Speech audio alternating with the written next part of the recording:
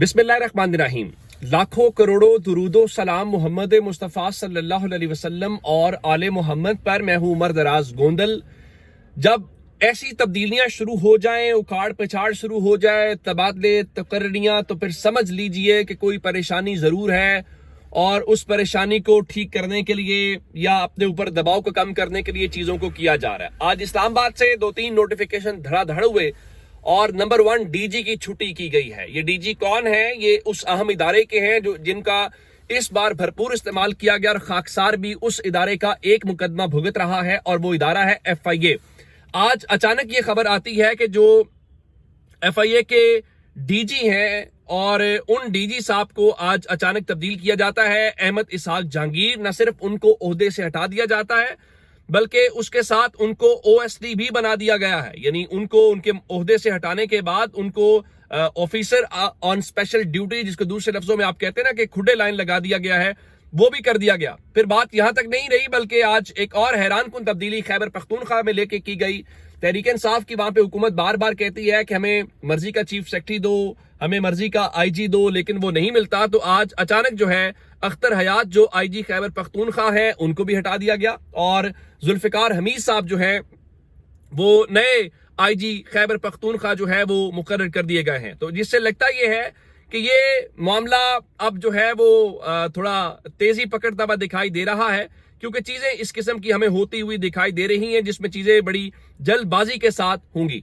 और उसकी वजह क्या है? उसकी वजह यह है कि अब खैबर पख्तूनख्वा के IG को क्यों तब्दील किया गया है। आप जानते हैं कि पाकिस्तान तहरीक इंसाफ कह रही है कि हम मोटरवेज बंद कर देंगे, हम GT रोड बंद कर देंगे, हम रास्तों को बंद कर देंगे। और वहां पे तहरीक इंसाफ ने क्या किया कि उन्होंने उतारा है जुनैद अकबर साहब को। FIA को क्यों किया गया आप जानते हैं। क्या बताया जा रहा जी, मलिक रियाज के हवाले से नैब, FIA ये सारे मुतहरिक होंगे, इंटरपोल से किया जाएगा और शायद FIA अभी पूरा क्रैकडाउन नहीं कर पाई, आवाजें बंद नहीं करवा पाई, तो शायद इसलिए हटा दिया गया है। और फिर आप कहां तक करेंगे? पंजाब में आपने पहले किया, चले तहरीक इंसाफ ने जैसा भी 1 साल में मैनेज किया, लेकिन अब चीजें वहां पे खासी तब्दील हो रही हैं और इमरान खान ने वहां जुनैद अकबर को और यहाँ आलिया हमजा साहिबा को लाए हैं।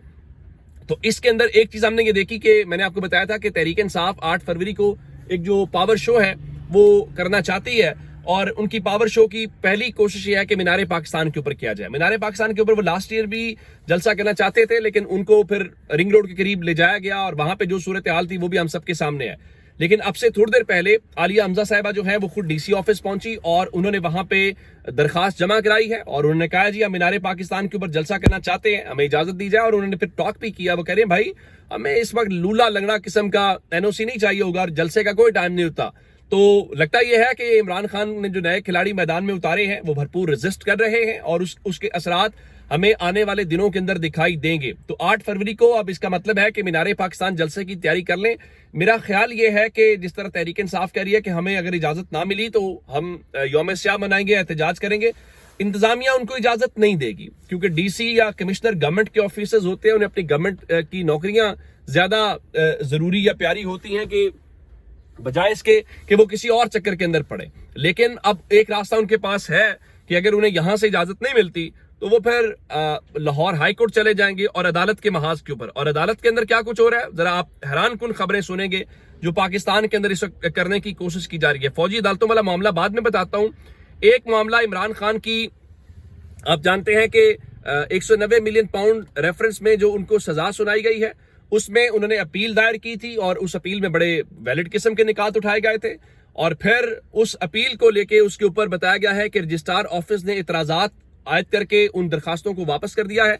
तो अब वो जो वकला है वो इतराजात दूर करके इन अपीलों को दोबारा लेके आएंगे, तो उसके बाद ही पता चलेगा कि उसको समाअत के लिए मुकर्रर किया जाता है तो किन के सामने मुकर्रर किया जाता है या उसमें क्या होता है। और इसमें कहा गया जी इसमें सर्टिफिकेट मुंसलिक नहीं किया गया कि ये केस किसी दूसरी अदालत में जेर समाअत नहीं है और कुछ सफात के ऊपर दस्तखत ना होने का इतराज भी आयद किया गया। चले ये मामला तो फिर हो ही जाएगा, उसके बाद भी हो जाएगा। अब चूंकि इस्लामाबाद हाई कोर्ट का जिक्र हुआ है तो इस्लामाबाद हाई कोर्ट में एक और भी मामला था और वो इमरान खान और बुशा बीबी से मुतल्लिक जो केस चल रहा है तोशाखाना 2 का, उस तोशाखाना 2 के हवाले से आज समाअत हुई और उसके अंदर उन्होंने एक ही कहा था कि हम मेहरबानी करें और हमारा जो केस है वो यहाँ से کسی اور جگہ منتقل کر دیں، تو انہوں نے منتقل تو نہیں کیا اور اس استدعا کو مسترد کر دیا ہے، اور اس کے ساتھ ہی انہوں نے اگلی تاریخ بھی نہیں دی اور کہا ہے کہ یہ کورٹ اور جو آفس ہے وہ دوبارہ سے اس کو مقرر کرے گا.